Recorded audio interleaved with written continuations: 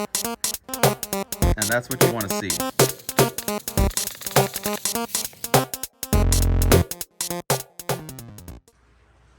All right, everybody, so you've seen us prep the garden bed with our BCS.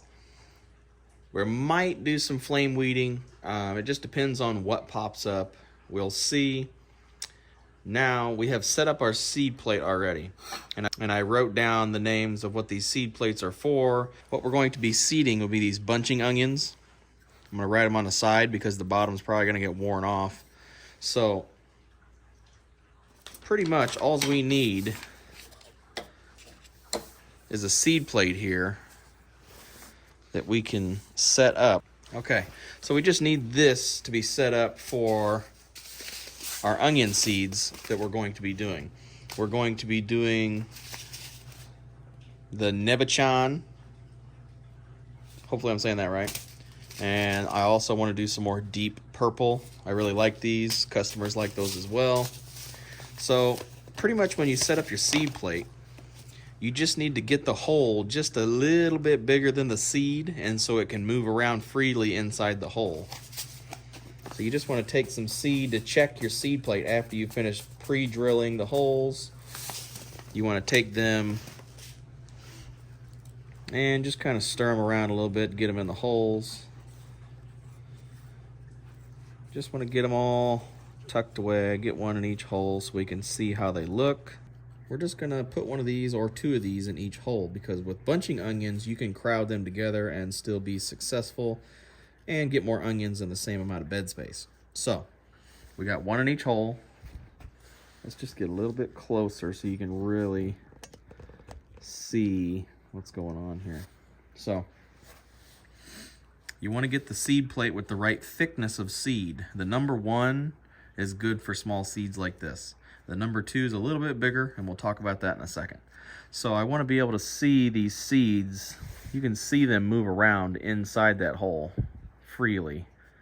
Now, since I can stack 2 or 3 of these together and still make a pretty decent crop, I'm happy with this seed plate because there's just a little enough room to stack maybe 1 or 2 more seeds on top at about 1 inch to 1.25 inch spacing apart. It's kind of somewhere in there. It's 1.18, so it's about a little over inch and 1/8 maybe. So we're just going to lift it straight up, and that's what you want to see. You want to see that ring of seeds right around there. So how do you get there? Well, you take a drill bit with a really good, clean drill bit, sharp. If you start small and work your way up, you can get the exact size you need, and you keep putting these seeds in them holes until they all fall out in that nice little ring pattern, and then you know you're good to go. So in direct seeding, it's always nicer to thin them out later if you need to, like carrot seed. So let's go ahead and get these put up here. So whenever you're doing like carrot seed or beets, I usually seed them just a little bit thicker, mainly because I can thin them out later while I'm like picking them.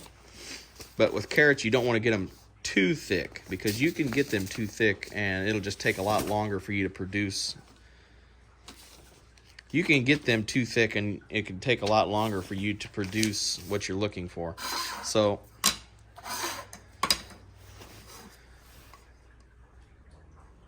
you can tell the size difference in the holes. This one's for spinach, tried and true. I've used that one many times. And this one's for carrots, pelleted carrot seed to be specific. So every year the seed can be a little inconsistent sometimes, so I usually double check them like you've seen me do just now with the onion seed. This will be my first time direct seeding onions in the garden. I usually transplant them, but I think I'm going to be able to do it this year, and we'll see. I'm planning on using the seeder just to see how accurate it can be, because if I can get this dialed in on my 30-foot beds, I want to be able to do it on my 50-foot beds one day later on. Another thing I might add is the thickness of this seed plate. You can see how thick that is. Now come over to this one. This one is a little bit thinner. I'm not going to pull out a tape measure or calipers and give you exact measurements here, but you want to match the thickness of the seed plate with the thickness of your seed. If you don't want to stack 2 seeds on top, then I wouldn't use a thicker seed plate. You could get the pretty close to the right thickness, which would be this one. Because the deep purple seeds are just a little bit bigger than the, I guess it's Nevachan. They're a little bit thicker, so I had to drill that one just a hair bit bigger. So I'm not worried about that. I'm wanting to do a whole bed of green onions this year. Okay, so for any people who haven't used these seeders before, all this is easily taken apart. Those 2 little posts go down in those holes in the frame. There's your drop hole for your seeds. There's a little flat spot there to get everything lined up just right. So you get your seed plate in, the one you want.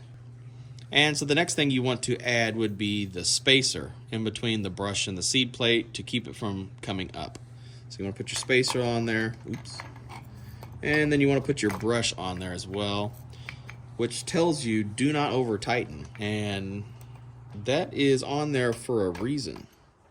So I usually just fingertip tighten it, just about like that, and that's good enough. You just want to be able to let it float, but not come up. So next you would want to dump your seeds in there. Now, the one thing that I've noticed with the Haas seeder is that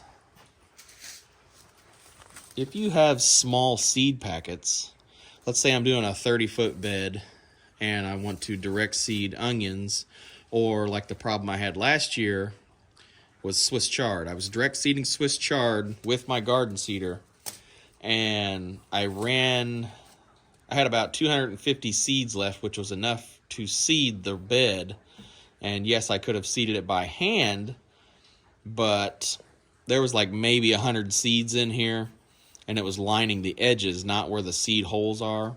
So the only downfall that I've found over all these years that I've had this seeder is that you can't use it effectively if you do not have a bunch of extra seed that you probably won't even be able to plant in that year.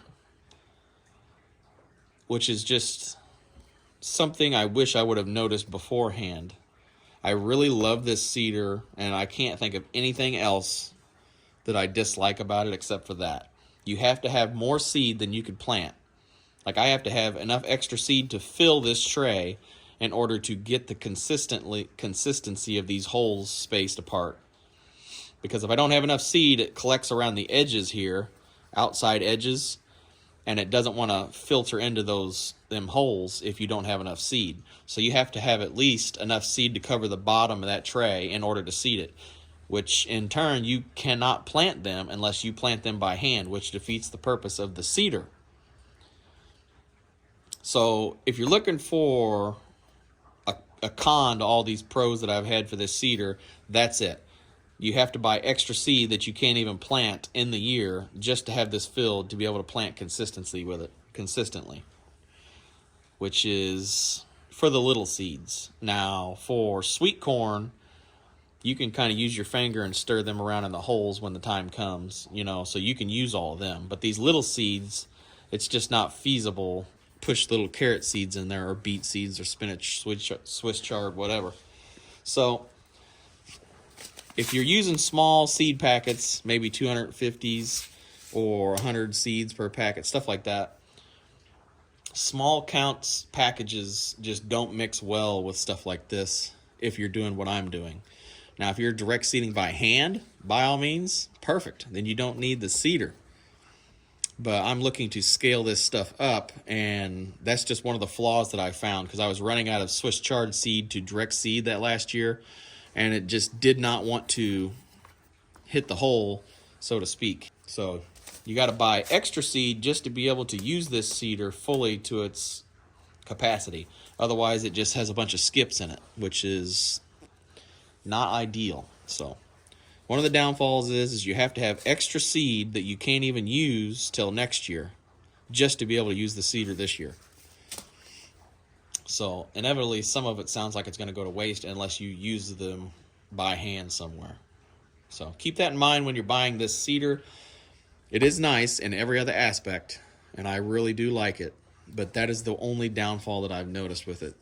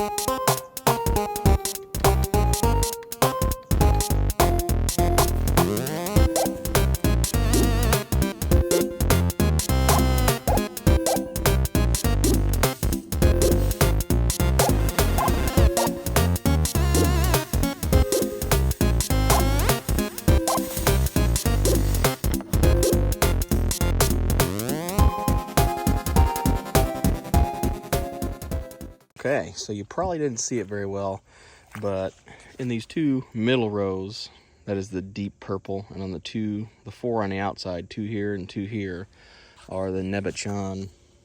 The 4 on the outside, the 2 on the outside of the 2 middle ones are the green onions, bunching onions, Nebachan, and I planted them in really thick.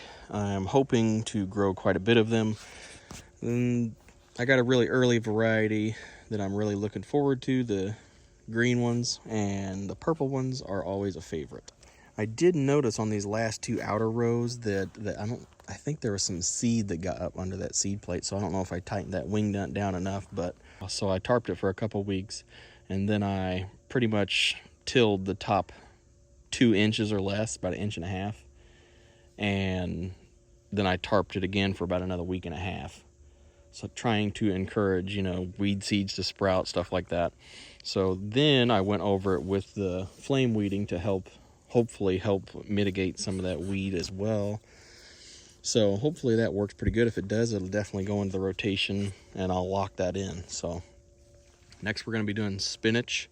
And whenever the spinach is ready, I'm going to harvest it all, turn it in, direct seed radishes before the market is even open.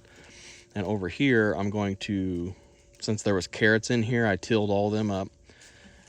And I'm going to transplant my Salanova lettuce mix in here, and then the next is going to be carrots right there. So pretty excited about this. After these bunching onions, pretty much I'm going to harvest like half of these bunching onions. Unfortunately, I did kind of fudge up on my tomato seedlings for the tunnel, so I'm going to be falling behind. Instead of planting on March 1st, I'll probably be planting like mid-March, somewhere in there. So waiting another 2 weeks roughly isn't going to be no skin off my nose, and I think I'm going to be happy with it. Still got our Brussels sprouts growing. I'll check on them another time. I haven't looked at them for quite a while, so thanks for watching.